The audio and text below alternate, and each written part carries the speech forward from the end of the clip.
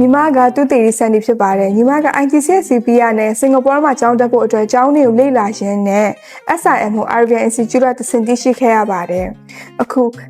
SIM ရဲ့ Management Foundation Study Program ကိုစင်ကာပူမှာမတက်ဘဲနဲ့ RBI မှာတက်လိုက်ရတဲ့အတွက် accommodation စားတဲ့ living expenses တွေအများကြီးသက်သာစေတဲ့အပြင်ညီမကလည်း RBI ကပေးတဲ့ Foundation Program အတွက်30 scholarship ကိုလည်းရရှိခဲ့ပါတယ်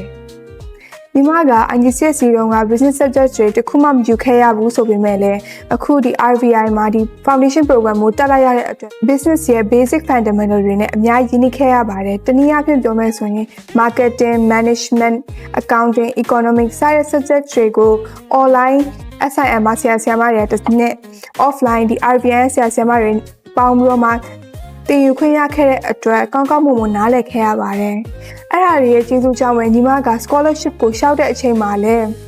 personal statement နဲ့ interview ကိုကောင်းကောင်းမွန်မွန်လုပ်နိုင်ခဲ့ပြီးတော့မှအခုဒီလာမယ့်အောက်တိုဘာမှာစင်ကာပူမှာသွားတက်ရမယ် Diploma in International Business ကို 50% scholarship နဲ့တက်ရောက်ခွင့်ရရှိခဲ့ပါတယ်